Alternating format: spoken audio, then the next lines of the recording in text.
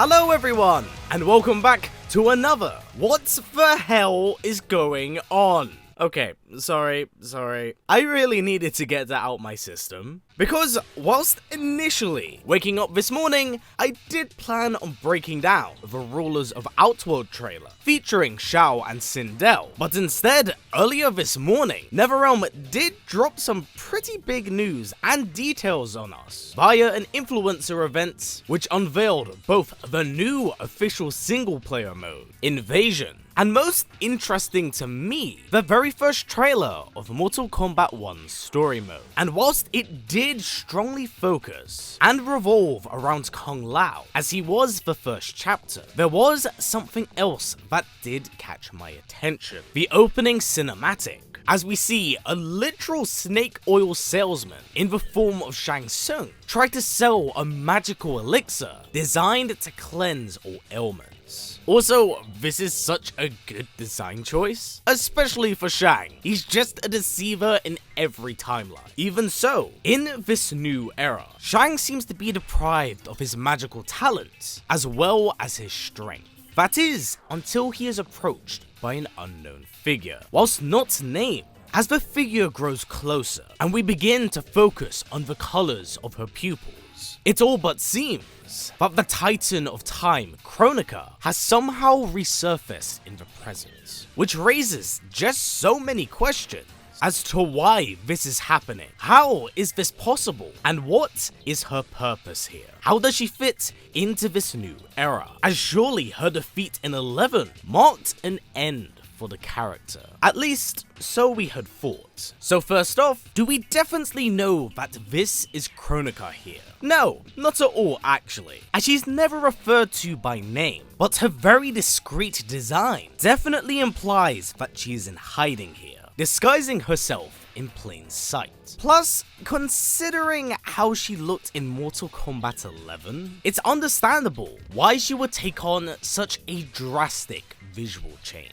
What I also think gives this away is that Kronika has vibrant neon blue eyes, something historically only held by one other character, Geras, the Warden Eternal. And when we look at her head shape and design, it is very reminiscent of her previous appearance. So I think that the choice of this being Kronika is a relatively safe pick. Hypothetically, if we are somehow horribly wrong, then there is still, of course, the possibility of this being another Titan. Although, I don't think those chances are particularly too high. So with that said, how does she exist in the present? Well, honestly, that's really hard to explain. But I do have a few ideas of how this all works, and I believe this all stems from her defeat at the hands of Liu Kang. My first idea is that much like Geras, her continuous existence is probably something that is tied to the hourglass, as she herself could be eternally linked to it. And we know that both transcend the fabrics of reality and laws of time, as she is not at all affected when she draws us back to the Dark Ages. So by being unaffected by time, it's very clear she doesn't exactly follow the laws and limitations set forth by mortals, possibly implying that as long as the hourglass itself exists, so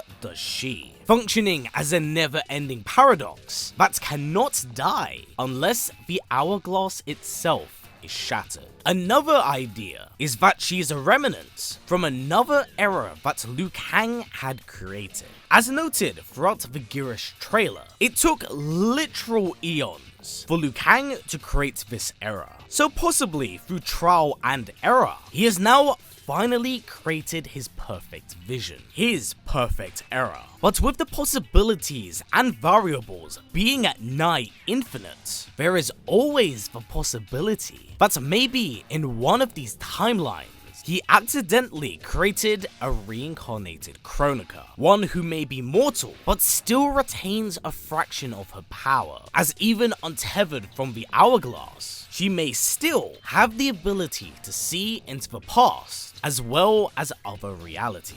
somewhat actually tying in to her unique oracle design. Like, this is all a theory, mind you, but notice the use of dialogue and language used towards Shang Tsung. It's very whimsical and alluring, trying to have him fall into his own ways, despite she herself clearly showing that she knows of his true nature and just how dangerous he is. Now, another really out there idea is that this is simply just another Kronika from another timeline. And whilst I'm not going to entirely dismiss this, I think it kind of fundamentally clashes with the ideas of this being an entirely new era. Plus, hypothetically, if Kronika was to have won, then she would have gotten what she had wanted. So the need to interfere with other worlds would essentially be pointless. Moving on to Shang, and I must say, I actually really like what they've done with the character. Like, despite him having been an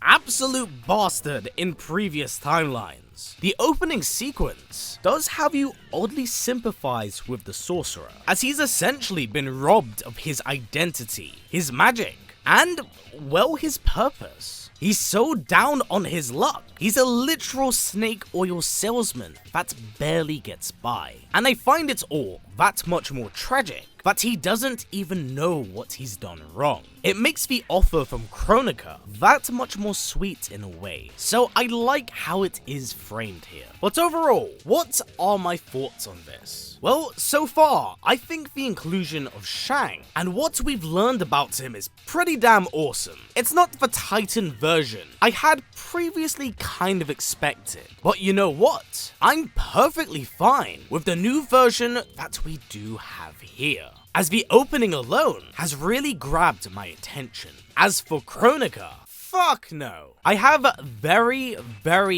little interest in what's really going on here with the character, and I pray that it does not detract from the Earthrealm Outworld tournament or its inevitable civil war. Whilst, yes, I have said that the concept of remnants of the past is a compelling storytelling element, I do not want this in the form of Kronika, because as a villain, I did not find her to be very compelling. She doesn't quite hold the gravitas that the rest of the villainous cast command, and amongst all of them, she easily felt like the most out of place villain the series has ever produced. Thus, I'm generally not very optimistic about her return. However, considering the track record of how they are re-establishing characters, I am willing to hear them out. Maybe they see something in Kronika that I actually don't. Maybe they're able to deliver the character in such a way that they feel they couldn't land for Mortal Kombat 11. I simply don't know. But considering how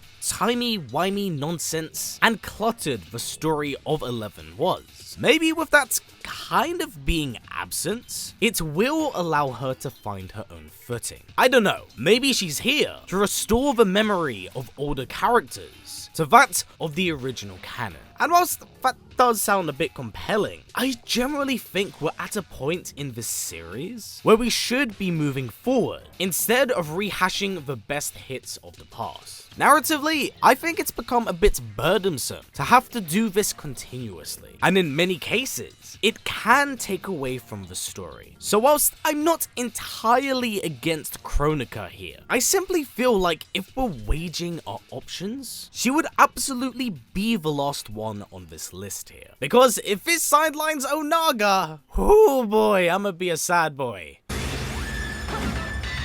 So with that said, what are your current thoughts on the early access preview so far? Do you like what we see with Shang? And what are your thoughts on the possible return of the former Titan Kronika? Are you willing to give her a second chance? Or do you think we're done with cosmic level deities? Please do comments down below. But for now everyone, that's been it for me. So as always, stay strong, stay well, and keep on fighting. Take care everyone, I'll catch you all soon.